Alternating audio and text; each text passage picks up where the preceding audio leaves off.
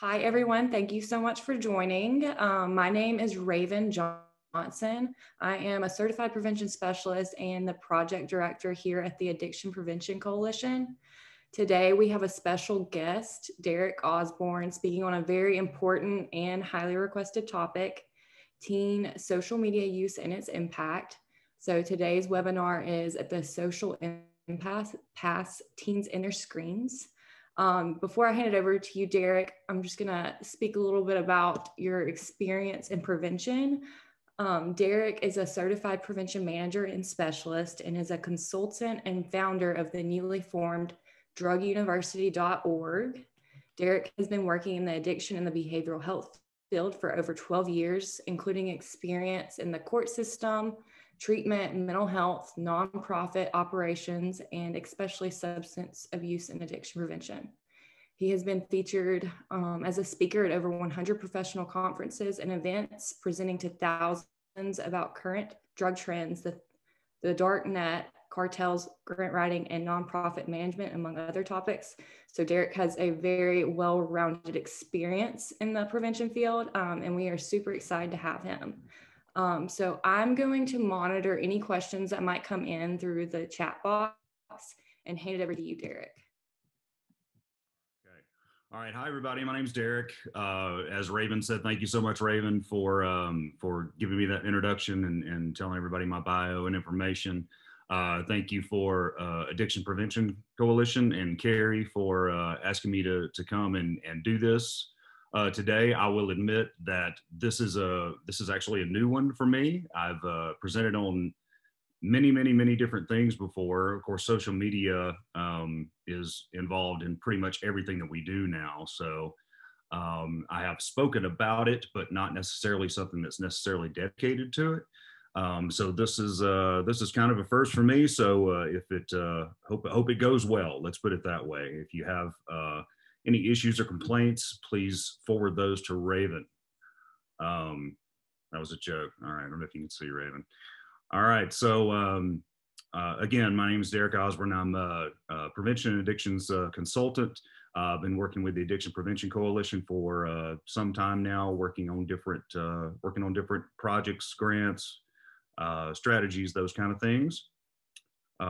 Their website, by the way, is APC Birmingham, apcbham.org. So if you want some more information about what they do in the Birmingham area and in the state, please check out their website because they do a lot of great work, and I really enjoy working with them because they're all very dedicated to what they do and have a lot of good things coming up. So please check out their events calendar. I think the Heroin Walk is coming back in June. I think it's June 16th. So please check that out. This is my little consulting firm. It's called druguniversity.org, and you can check it out by going to the website. And I'll just kind of walk through this with you real quick. So I'm a certified prevention manager and specialist through ICNRC and ADA. As Raven told you, I've been working in the field for over 12 years, but I've been researching the drug trade for over 20 years. And it's a strange thing to be interested in, but for some reason or another, I just find it incredibly intriguing when you get into different aspects of the drug business, the drug trade, how these things are made, where everything comes from, how it's all put together, how people figure out how these things work with the brain, and in launching dopamine levels. So it's always interests me for some odd reason. I've been a featured speaker at hundreds of conferences and classrooms around the United States, and I really love talking to students, but I really more enjoy talking to parents and people that work in the field and teachers, just because there's only so many kids that I can reach. So if I can reach more of those leaders that are in and around our communities, that just means that we get more spread. It means that we can reach more kids and try to save some more lives and enhance lives and keep them from going down the dark hole of addiction. Most of my topics when I speak are on drug trends, drug culture, availability of the cartels, dark net.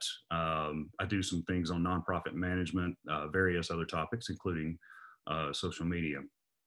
So with that, we'll kind of get going. So I've seen some people in the chat, they've already mentioned The Social Dilemma. And so if you have not seen The Social Dilemma on Netflix, I highly recommend it. They do some reenactment stuff on it that is not necessarily, I wouldn't say the best, but the interviews in it of the people that have worked in the tech industry that have left it for certain reasons, depending on who they are, is fascinating. That part is just unbelievably crazy. So please take some time to check that out if you have not already. Some of the topics in this will cover some things that were in The Social Dilemma, and then there may be some things that you don't know. Let me just go back to this one. So I kind of wanted to start this out, and I was thinking, all right, so what did screen time used to look like, right? What was screen time? Well, when a lot of us were growing up, screen time was something like this. Put us in front of the TV, and we would watch the only cartoons sometimes were only on Saturday mornings.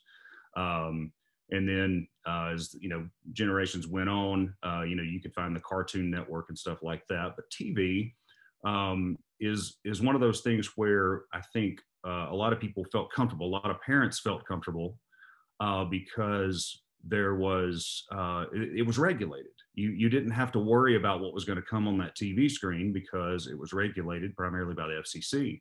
So there were certain things that would come up on the screen that sometimes you went, that probably shouldn't have been on there. But for the most part, it was a pretty safe place to set your kids down and, go do laundry or go work in the yard or whatnot. And that has changed dramatically. And I think that a lot of parents or caretakers or whatnot think that when they give their kids a screen, which in this case is a phone or an iPad or some type of a tablet, they think that that's a safe space as well, just because that was part of their environment, was the safe space of morning television or afternoon television. But that is simply not the case. And this is kind of where our dilemma is. And it's kind of where it starts anyway, because the other dilemma is the fact that basically everyone that we know has some type of a screen. And when everybody has one, it becomes part of your culture. And now we don't know what to do, without our screens. We don't know how to act without our phones. We don't know how to not scroll and look at different things that are going on around us in our communities and nationally and globally. But this is what we have now, and this is not all of them by any means, but these are your more popular ones. And I think the biggest thing to remember is that these things are largely not regulated. Now, is there some regulation? Yes, but compared to what we're used to, in generations past, it doesn't even come close. And basically, there are workarounds to everything that is even regulated, when most of these things are not, to basically get to whatever you want to get to. And we'll go over some of these things as we move along. I think one of the interesting things is, Addiction Prevention Coalition, we are about, working on preventing addiction. Cell phones and smart and social media and tablets and all of those things are built on the same concept of dopamine release that drugs are, or gambling is, or anything else that produces high levels of dopamine in the brain. So in that respect, that's kind of what we're going to talk about briefly, is how these things are actually geared toward keeping you engaged, because the more engagement that they have with you, the more money that they make. Just a kind of a snapshot. This is number of active users in millions, and this is data from probably about 4 or 5 months ago. But this shows you roughly how many people are using these different social media apps and services. Facebook, of course, is number one, and we're talking about, this is number of active users in millions, so we're talking about numbers in the billions of people. If you'll notice, the first, let's say, out of the first 6 of those that are listed, out of the first 6, Facebook, YouTube, WhatsApp, Facebook Messenger, Wix and WeChat and Instagram, 4 of the 6 top ones are owned by Facebook.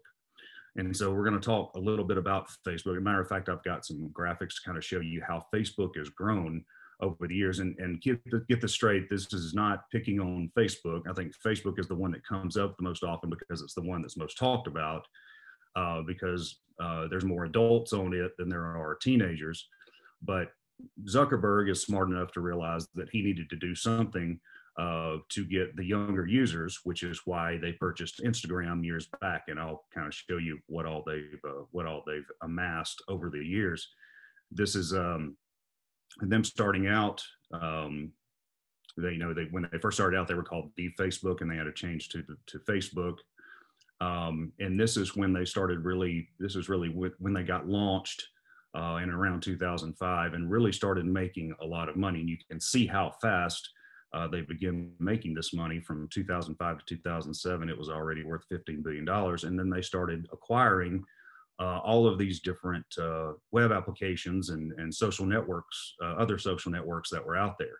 So this is just the beginning of it. This one goes through 2009.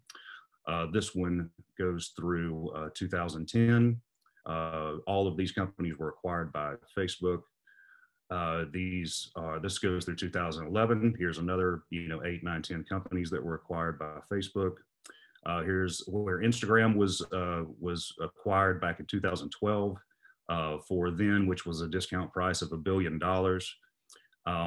It didn't really matter because they had more money than they know what to do with, which is pretty obvious just by looking at this. So this 2012. 2013, we gained another 8, 10 companies.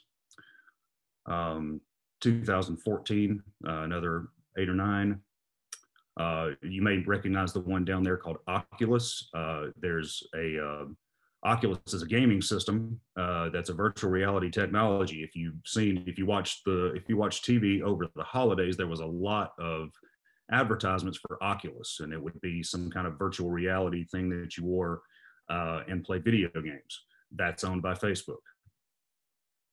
Here's another 6 in 2015, and you can see the how much of the company is worth at this point, 215 billion. We're up to 275 now in 2016. Another 6, 7 companies added there. And here's 2017, 18, and 19, and we're up to 520 billion, 410 billion dollars. So they are a force to be reckoned with. And when you talk about reach and you talk about what kind of influence they have on the United States, then all you really need to do is look at how many people are on it and how many people use it, and how many different companies that they own and have bought and acquired throughout the years. And you understand why some people are very, very concerned about how big these companies are becoming, because they have such a big voice in what we do and how we live and our lifestyles and those kind of things. So this is just some stats that I wanted to share with you. So this was something called the Common Sense Census, which studied smartphone use among American teens. They found that in 2015, 24% of kids ages 8 through 12 had their own smartphone.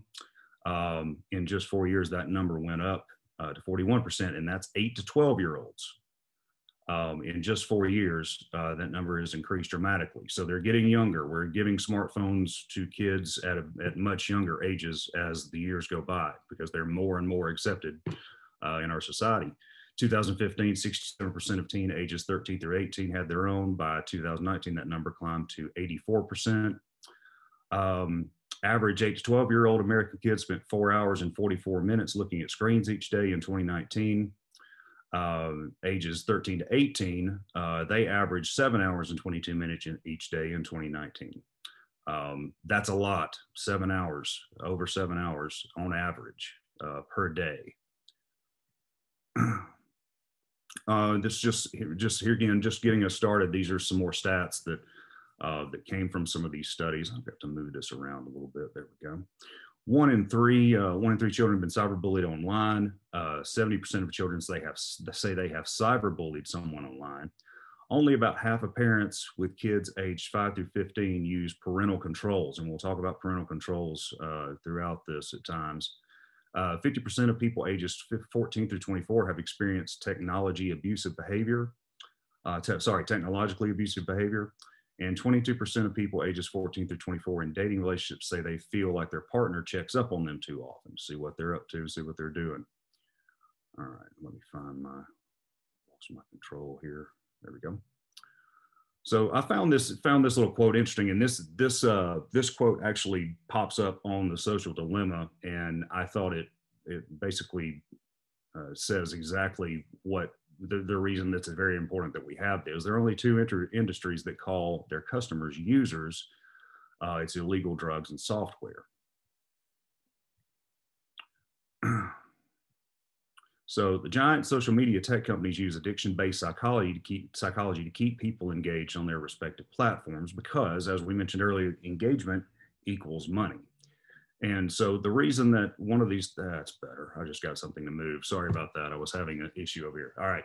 So one of the things that these companies aim to do is to keep you informed and keep you engaged and keep you on their platform as long as possible, because when they do, all of this adds up into ad revenue. I actually have a friend of mine who works for Facebook, and he told me back in the summer of last year that Zuckerberg is sitting on about $65 billion with not a whole lot to do with it. So they just have this pile of money, which is resources, to be able to keep updating and reforming the platform to make it better and better and better, and learn through artificial intelligence and algorithms to make sure that we stay on these things. It's a battle for time because there are so many other apps that come out all the time. Facebook and all of the Facebook properties that we talked about are always in a battle to try to get your attention, because there's only so much time in a day. They want you to spend all of your time on theirs. Snapchat's the same. Twitter is the same. They want you to spend all of your excess time on that because that ends up gaining more dollars. The cost to use these products are free, but the real cost, and when this is something that is really, really early on in studies, and it will continue to be studied, because as tech changes, our studies about how it affects us will continue to evolve, just like the tech evolves. The real costs that we have are mental health issues, addiction, polarization, and other short and long-term effects that have yet to be discovered. This is a graphic that I pulled about suicides in the United States from 1999 to 2017, and there's multiple things. When you start talking about suicide, there are multiple factors that come into play, but one of the biggest ones that no one can really deny is the rise of social media and the rise that has been created in our suicide rates. This is the 10 leading causes of age by death in the United States in 2018, and you can see the second one by this data. Which this came from the Suicide Prevention Resource Center. It's the second largest cause of death in the United States between the age groups that we're talking about: 10 to 14, 15 to 24, 25 to 34. So smartphone reality: 73% of people have had mild states of panic when their phone is misplaced. And probably people that are watching this right now probably understand exactly what this is, because they leave their phone somewhere, or they leave it in an Uber, or they leave it at home, or they've lost it. It slides between the seats in the car. And all of these people have admitted that they've had mild panic attacks because they can't find them. Adults spend around 2 to 4 hours per day on their phones. Teens, depending on age group, spend between 4 to 10 hours per day, amounting to over 3,000 screen touches a day. And the majority of smartphone users have felt vibrating in their pockets when their phone was not even there. So if you keep your phone on vibrate, and I know there are people that are watching this that know exactly what I'm talking about, because I've done it too, where I keep my phone on vibrate, and then sometimes I feel like I have something vibrating in my pocket, in my back pocket, in my front pocket, and there's not even anything there. That's problematic. Smartphone social media use studies confirm increased anxiety, increased stress, increased depression, poor sleep quality, increased risk of car injury and death. And all of these can be signs and symptoms, not necessarily all the time, but they can be signs and symptoms of addiction and at-risk behaviors that can be a culprit in self-harm and suicidal tendencies, as well as inviting drug use. So one of the things that when I've been working in this industry, one of the things that sometimes parents will ask me is, how can my kid be so stressed out? Right? They don't really understand. What do they have to be stressed out about? They've got everything in the world they need. They can get it in an instant. They can, get what they want delivered to the house. They can jump in an Uber. They can find whatever they want to on a smartphone. They can listen to any song they ever wanted to hear instantly. What do they have to be stressed about? And typically what I will tell them is that most likely it is subjugated around social media. You have to understand that dopamine drives our motivating behaviors. And that's even more so in teens because the brain is still developing. So things like exercise, food, substance use, and successful social interactions all trigger dopamine levels at differing levels. There are three primary pathways in the brain in terms of dopamine release. They're the mesocortical, which, and I don't have to read this to you, but you can see what all of these different areas of the brain do. The nigrostriatal and the mesolimbic, all of which are reward pathways. And it affects each of these differently, but it affects them in sequence. So they basically all come together. And once something is learned and formed, it continues to progress depending on how long it's used, as long as the stimulus is positive and there is a dopamine reward that comes with it. The problem with it is something called reward prediction errors. So basically what that means is that the reward pathways learn to predict when dopamine may be released. So it's like when you're going to go eat your favorite food, right? And you go to this restaurant and it's your best favorite restaurant to go to. And you go and you've been thinking about it all day and you go and eat. And then you get there and for some reason, the main chef is not there that night and the food's just not as good. And you walk away leaving disappointed. And you walk away really, really disappointed because you've been thinking about it all day and you've been waiting for this reward that you know you're going to get when you eat whatever it may be. It's the same thing when you get into social media. So there's a dopamine release when you are release reward that is expected when you go to post a new photo, when you send a friend invitation and somebody accepts it, or you attempt to get tagged or noticed by a friend or celebrity. Do you have it, Raven? I see you smiling. Do we have any questions or anything? Patrick said he hates it when that happens when he goes to Outback. Right, exactly. Yes, right. The bloomin' onion it sucked tonight, right? It was mushy and it wasn't crispy or whatever it may be. The Alice Springs chicken, it didn't have enough cheese on it, right? Or not enough bacon. Exactly, Patrick. I know what you mean. But these are expectations that are not uncommon.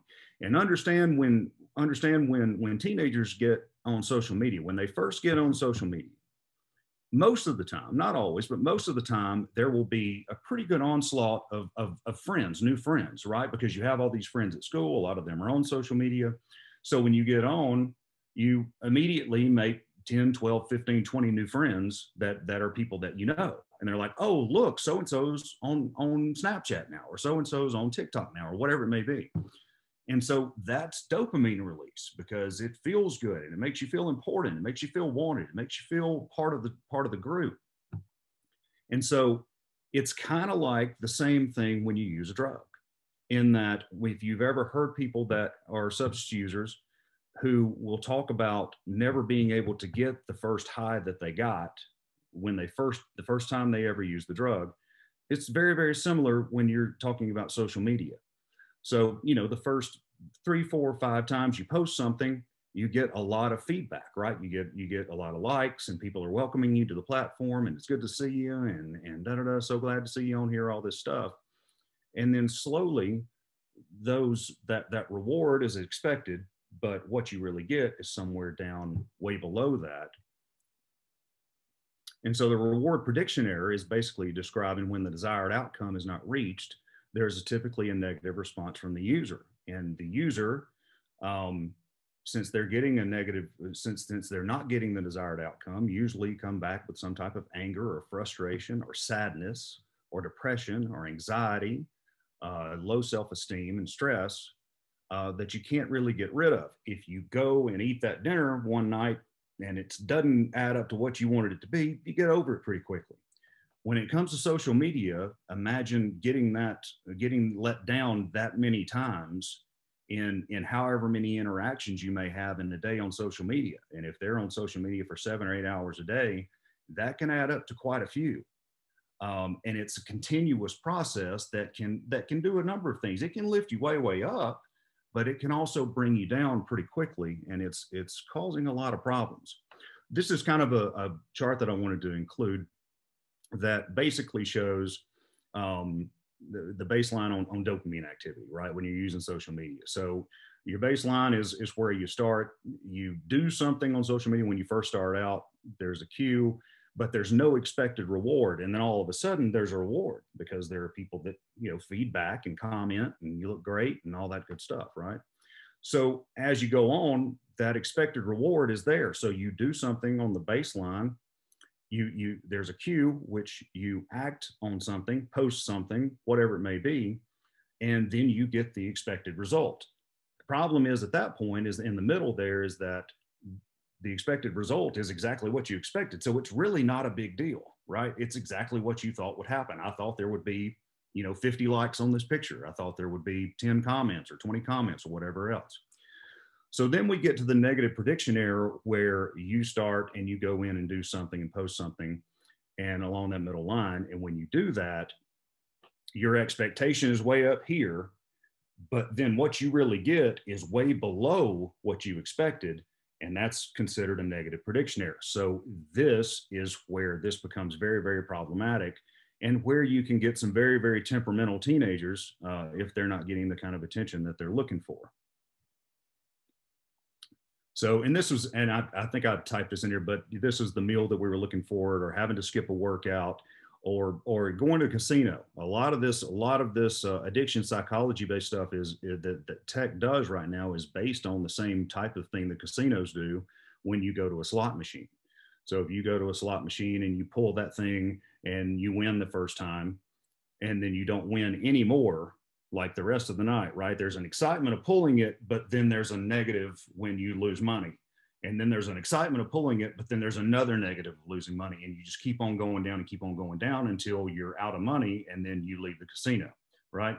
Social media, that never happens. You never run out of money because it's free. You can just keep on doing it and keep on doing it and keep on doing it. And if you keep having the same negative effects, it is going to affect the psyche of your child. So studies have found, and listen, there's a lot of different data on this. It really depends on what you look at. But studies have found that one negative comment can erase 50 plus positive comments at one time. So let's just say your daughter does a Snapchat, a filter or something like that, takes a selfie, posts it, right? So they get 40, 50 positive comments. You're beautiful. You look great, da, da, da, da. And then after all of these positive, you can have one person that comes back and says, oh, your lips look strange. That by itself can wipe out all of the positives when they focus on this one negative. And this is where you have this appearance problem, this appearance issue that so many kids are having because they don't like their appearance. And so they'll go and they'll stare at it. What's wrong with my lips? What did I do? I did them wrong. Did I shape them wrong? Am I doing something that I shouldn't be doing? How can I make them look better? And you'll see them, right? You go watch them and take selfies and they're doing their lips different ways and they're doing eyes different ways. And how can I look the best and those kind of things. And those things are all important on the social media world because these is all part of acceptance. Things like likes, follows, engagement, shares, negative comments, bullying, shaming, all of these make teens question their importance, their self-worth, their appearance, their place in the world, and eventually lead to a lot more negative than positive outlook. So everything becomes inherently negative because they're living in a negative world. Their environment is the negativity of this social media platform and their phone. And so at that point, there's what else can make you happy. The social interaction part is so important at that age that it's very, very hard to get over.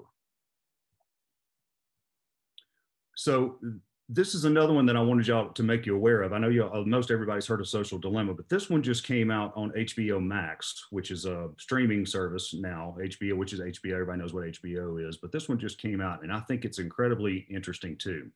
I'll tell you before I even get into it about what it's about. I'll tell you that it has language in it. It's not necessarily for young kids, but I promise you this: if you have a teenager on social media, it's no comparison. Like it's safe. So if that's the case, then uh, I would recommend a watch on it, because it's really, really interesting, and it involves more of the influencers that are on social media. And I know you know what I'm talking about. There are people that are influencers that these kids watch and idolize, whether they're famous or not. This particular documentary, they take three people who really want to be famous but are not famous at all, and they basically make them famous on different types of social media, primarily Instagram in this one. This is a picture of one of the guys that they picked out to do, and they picked three people. This is a picture of one of the guys on what is supposed to be a photo shoot on an airplane. And so a lot of these pictures will depict on Instagram, will depict people living these extravagant lives, going to these wonderful clubs and parties and hotels that you can't get into, and all of this VIP type thing. So in this particular picture, this guy is on a set of a jet airplane, of what's supposed to be a private jet. And it's actually, this is actually a booth that's made out of, it was made out of just 2x4s and set up to look like it is. There's no airplane here. It's just basically sitting in a lot. And they charge to come in here and take pictures. They charge $50 an hour. So you can rent the thing out and just go in there and take pictures like you're on a private airplane, and then post them on Instagram, and then show everybody your famous life and how much better their life is than yours. The fact is that most of that stuff is fake, and this is one of those things that that is exposing this stuff. This was a picture from one of the participants where she was actually supposed to be on some exotic island, laying in a pool that's full of roses, and living the lifestyle and all those kind of things. And the reality of it is that they were in a backyard somewhere in California, where they'd filled up a baby pool full of roses and had a photo shoot to get her more Instagram followers. And so I don't know, it was a really good social experiment that they did, but it exposes what a lot of these kids deem as influential people who are followed, and that's the kind of lifestyle that I want, and that's what I want to do, and I can be an influencer, and I can have all these followers. The one of the first things they do on this documentary is they buy followers for these people. So when these people came on, most of them had 200-300 followers, maybe 1,000. I think the one with the most probably had 2,000. But the first thing that they did was bought them followers. And so a lot of people hear about bots on social media. What are bots? And basically it's typically it's going to be somebody's first name and a bunch of numbers is what their screen name looks like, especially when you get to Twitter or Instagram or whatever. But there are these companies that actually sell followers. So you don't have to get followers just by doing things that normal people do. Right? You can actually go out and buy followers. The first thing the guy does that's making that documentary is he goes and buys all of them 7,500 followers on Instagram for $119 each. So $119 buys you 7,500 followers. And they were amazed, like they didn't know what was going on. He didn't tell them they were doing it. So they're looking at their phones, and all of a sudden, it's not all of a sudden, because what they do is they'll spread out how often they add that number of people to you, because it will get flagged by Instagram. If you get too many followers at one time, it'll get flagged and they'll shut it down. So they have to slowly give you more and more followers so it's not flagged. And by the end of 3 or 4 days, they had 7,500 more followers, which makes it look like they're becoming an influencer. And one of them, if you look them up, one of them started off the show with like 500 followers, and even now it's still working, because now I think she's up to like 384,000 followers. So the social experiment is working. She's a struggling actress, but they can make these things feel like they are a lot bigger than they are, which is incredibly confusing to our kids and not necessarily something that is uplifting to them where they can follow. They also did this study. This was a study done by the Institute of Contemporary Music Performance, ICMP, and they did this study about how many fake followers real famous people had. So this one came up with Kim Kardashian was 44% fake. BTS, which is a K-pop group, Asian pop group, they had 49% of their followers were fake. Taylor Swift, 49%, Ariana Grande, 46%, Ellen DeGeneres had 58%. So even the people that are famous have got fake followers to make it look like their following is bigger than what it is. And all of these things are things that kids need to understand about this, is that the reality on your phone is not necessarily reality. I have parents sometimes, just kind of switching gears, but I have parents sometimes that will tell me that their feed is not the same, or there's nothing wrong with a certain social media site because they're on it and they don't see anything bad on it. There's nothing that, you know, I'm on Facebook, I'm on Snapchat, there's nothing wrong with it. You know, everything's fine on it. I don't see, there's nothing wrong with TikTok, all these things. What you have to understand is that their feed, your teenager's feed is not the same as your feed. It's going to be different. It is based on algorithms. It is based on interest. It is based on articles read. It is based on comments that are made on certain articles. It is made on things that are liked and loved and disliked. And all of those things go into an algorithm that is designed to keep the user, whether you're a teenager or a 40-year-old or an 80-year-old, it is designed to keep you on there and engaged, because the longer you on there, the more ads they can show you and the more revenue they can get. So understand that yours is not going to be the same as theirs. Most of the platforms are built on algorithms. Algorithms are designed to follow your interest and keep you engaged. In order to keep you engaged, they're always seeking new ways to pique your interest. And so you may run into something that you've never been interested in before, but if you stop and you actually look at a video, and you, depending on how much you watch of the video, they learn from you that you're interested in whatever you're watching, right? You may not even know you were interested in it, but you run across this and you go, oh, well, that looks kind of cool. And you end up watching the whole thing. So what are they going to do? They're going to recommend more videos to you, right? So that it's, and YouTube's great at this. Facebook is great at this. And they're going to recommend certain things. Why? Because they want to keep you on the platform. They don't want you to walk away. They don't want you to go play outside. They don't want you to go run to the store. They don't want you to do any of that stuff. They want to keep you right where you are, watching and watching and watching and watching and watching. And this is kind of how different kids will get into certain things that they have no desire whatsoever to get into. Let's just say if they run into one video, and let's say on this video that there is a kid that is using some sort of drug, all right? It's not that it necessarily interests them at first. It's not because it's something that they're doing, but it's something that they can look at and go, oh my gosh, well, let's just see what happens. And so they watch the whole video. That algorithm goes in there. Okay, so-and-so watched that whole video. Let's send him another video like that. And so they start watching that. And then all of a sudden, they've watched 4, 5, 6 drug videos in a row. And this starts becoming part of their environment. It starts becoming of what they believe as reality. And when you accept them as something as reality, most of the time, you will end up thinking that that's okay. It's accepted behavior, and you'll go ahead and move on and maybe even try it for yourself. It happens. I mean, it's happened I don't know how many times. According to, this was a study done by Sky News, around one in 4 children that are on social media have seen drugs for sale, not drug use, but drugs for sale on social media. Out of those 1 in 4 who saw drugs for sale on social media, 56% saw drugs on Snapchat, 47% on Facebook, 55% saw drugs advertised on Instagram. One of the ways that they do this, and you go, well, how could you have an account on there and you're on there and you're selling drugs and won't somebody flag it? Yes, they do. Most of the social media carriers will have something that they do to try to keep track of this so they can get that stuff off as quick as they can.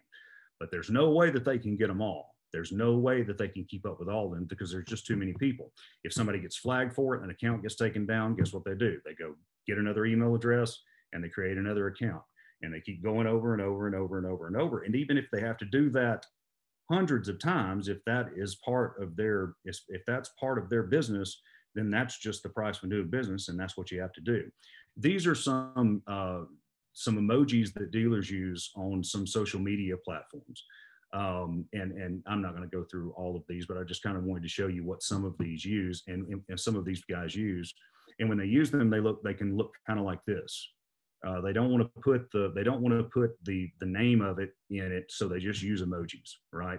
So the first line would be, get pills. So the pill usually stands for prescription drugs or heroin, sometimes ecstasy. The second one, of course, is smoking marijuana. The third one is the nose, and there's snow or a cloud. That's cocaine. So if you want to get high, find Steve D. This is another one. This one, I think this was on Instagram, but all strange and ratios used, and then there's some different little emojis there to describe what they have. The fire is typically meaning it's good stuff. Postal means I'll deliver it to you. I'll deliver it to you in a mailbox, or we can meet in person. DM for info, little closed envelopes mean make sure it's private. Make sure that we're privately communicating by phone. That next line is snake and rat. Snake and rat is somebody that rats somebody out, or is a snake in the grass and they're trying to get somebody in trouble.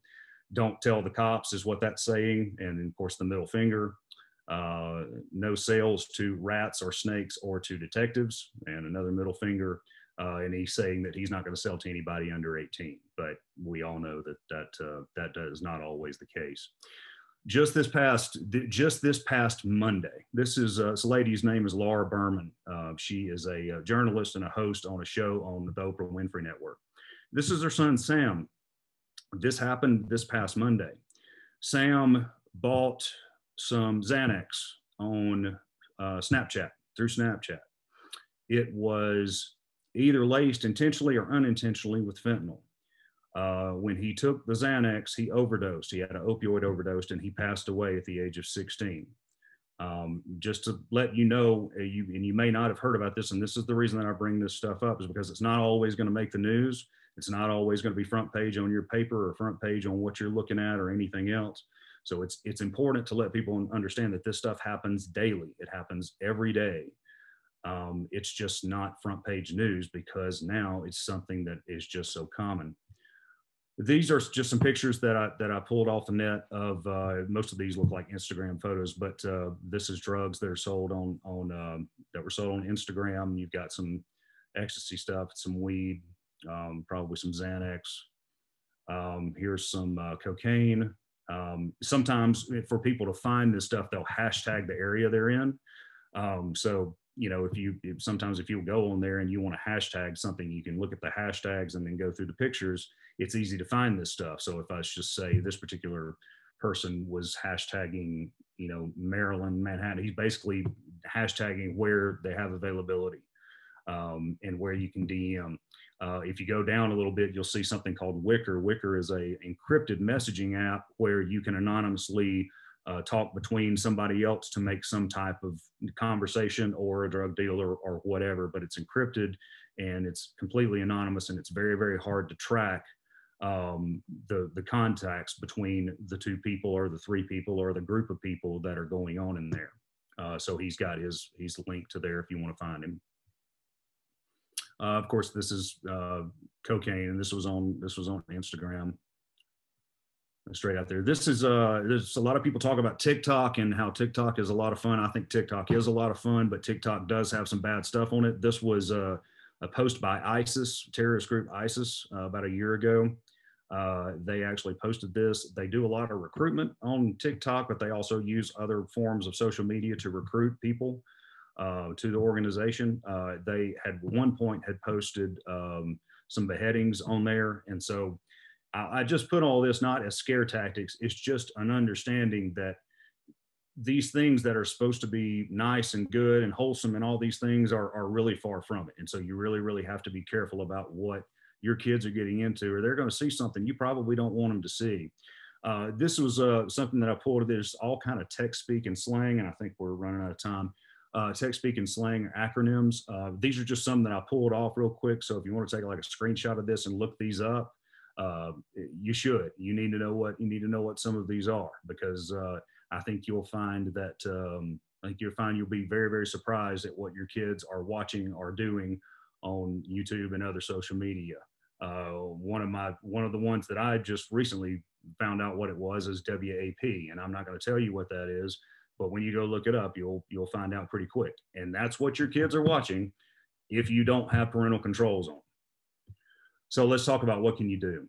Limit screen time. And I know this is easier said than done, right? Because all the kids have peer pressure, all the parents have parent pressure, right? The kids get pressure because all the other kids are on social media. The parents get pressure because the kids look at the parents and go, or the grandparents or the caregivers and go, well, everybody else is on it, right? Why does so-and-so get to be on it? Da, da, da, da. And it adds a level of pressure to the parents. I don't think it's bad for necessarily for them to be on them for limited amounts of time, but I would limit that screen time if it were me. And I do. And I have a 14-year-old and she doesn't like it when I limit her screen time, but I don't care. Use parental controls. They take a while to set up depending on which ones you use. Some of them are better than others, but take the time to set up parental controls. If you're going to let them have social media, take the time to set that up. If they already have social media, there's nothing wrong with taking their phone and setting up parental controls on it. There's nothing wrong with setting up parental controls on your iPhone that controls their iPhone. And if you're looking for ways to do that, look up parental controls iPhone, and it will tell you how to have your child's phone logged in with your parents' phone on the same iCloud account, where you can control basically whatever they see, whatever they do, and wherever they go, and how much time they spend on it. Phone surveillance software. One of the things that, I mean, this is just an example and I don't get paid by them or anything, but one of those is called Bark, B-A-R-K. You can look it up. What it does is it monitors different social media, but it also monitors text messages. So if there's some kind of language going on by text message, something like that, Bark will pick up on it and it will send you an alert. And it'll say, hey, so-and-so is talking about sex. So-and-so is talking about drugs. This name came up, or this came up, this issued a monetary alert. Because let's face it, most parents don't have all day and all night to sit down after they work and everything else to go through their child's phone and to see everything that they do on their phone. So I recommend those. They're kind of expensive. I think Bark is like $100 a year, but we actually use it. And it's been very, very effective, especially with text issues. Do not let teens sleep with the phone beside their bed. This may be the most important one I tell you. Don't let them sleep with the phone beside their bed, because you know what they're going to do? They're going to go to sleep. And when that phone gets a notification, it's going to wake them up, and they're going to get on the phone and they're going to stay awake for a while. And then you're not going to be able to get them out of bed in the morning, and you're going to wonder why their grades are going down. That's because they're not getting enough sleep. Turn off the notifications on their phone. If they have notifications on their phone, those things pop up all the time, depending on how many things that they're on. That just gets them back to the phone. That's exactly what the social media companies want them to do. They want them to keep picking it back up, keep picking it back up, keep picking it back up. If you turn off the notifications, it's going to limit how much they even want to, because they're not going to keep getting something that pops up on their phone all the time. And don't let their world revolve around their phones. Listen, one of the things that we had to do was every now and then we have to do is just completely take my daughter's phone away. She hates me when I do that for about a day. And then after that, she's the happiest that I've seen her in forever, because she's not worried about all of the notifications and all of the stress and who's talking about what and who's doing what, and who's posting what. She's not worried about all that stuff. And she actually comes back to earth, is what I call it, and actually does things with the family and spend times with us and does different things, reads a book, watches a movie with us, those kind of things. So don't let it revolve around there. Be a good role model. Ask your teen before you post pics of them. This actually gives them a level of respect for you, because a lot of teens don't like that. You take a picture of your teenager and you go, oh, look at her. And they look at the picture and they go, Mom, please don't post that. Dad, please don't post that. Be respectful of them. I think you should be respectful of them, because it is them and they should have that choice. Designate times when there are no devices used. Give your teen your full attention. If you're trying to talk to your teen about an issue and you're on your phone, you're probably not going to get through to them very well. And encourage their worth as a person and for their qualities, not on their appearance or their popularity. And I think that is it. And I'm sorry if we ran a little bit long, guys. I will shift it back to Raven, and thank y'all for thank y'all for hanging out. Thank you, Derek. You mentioned a lot of great things, and there have been a lot of thoughts in the chat box. When you were talking about how teens taking like selfies and trying to get the right angle, someone mentioned like as a teen, your body is developing and you can grow even over a summer. Before you know it, you can go from 5'9" to 6 foot for some kids. Absolutely. And then someone said, as a therapist, this is very concerning, and as a parent, it's terrifying. I don't see any questions, but I had one. At the beginning, you were mentioning how a lot of these social media platforms are highly unregulated. Yes. Do you see there ever being a time where there will be more regulation, or are we going to have to, depend on the individuals to regulate their social I think media? they're going to try to. I think that if you read up on basically the laws that govern them now, and it basically goes back to, I think it's called Section 230. And if you look that up, it'll basically tell you that there's a large amount of, I guess, free will that is given to the social media companies that protects them. Okay. So let's just say that, I mean, and God forbid any of these things like happen, but just like Sam that was on the slideshow there, who lost his life this week to an accidental overdose. His mother doesn't have any repercussions right now against Snapchat.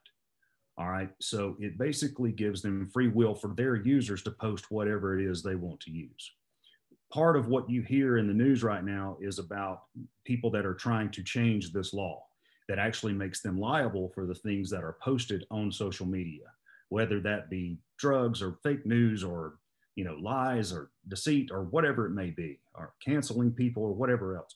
So it's making them liable, trying to make them liable for those things, for whatever's posted on their platform. The problem with it is that the platform runs off of what we give them, right? They're posting very, very little original content. All the content's coming from us. So everything they're reading, we're providing all the content on it. And that's going to make it incredibly hard for them to do that. If they pass those laws, it's going to be, I'm sure it's going to be a battle in court, and there's going to be numerous lawsuits. So I don't think there's going to be any major changes to it in the near future. I think they'll start chipping away at it a little bit at a time. And how they handle that, the tech companies will have to figure it out. But regardless, this is their heyday right now because they really don't have any regulation, and they're making all of the money that they can possibly imagine right now. Every regulation is going to bite into their profit, and they're not going to like that. Awesome. Great answer. Somebody said, I believe it's important to be involved and available. I don't see any more questions. Okay. If not, we can wrap it up. Thank you everyone for joining. I really hope that you learned something and maybe can carry whatever you learned over to somebody else. I know I definitely want to share some of this with the students that I work with. All right. Thank y'all, everybody. Thank you, Raven. Thank you, APC. And y'all have a great afternoon.